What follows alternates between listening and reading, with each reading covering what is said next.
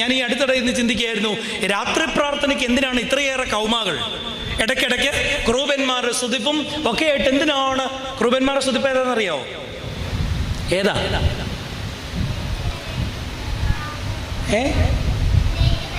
എൻ്റെ പൊന്നു മക്കളെ, നിങ്ങളുള്ളത് കൊണ്ട് ഈ വലിയ പുള്ളികളൊക്കെ ഇങ്ങനെ ഇരിക്കുന്നു.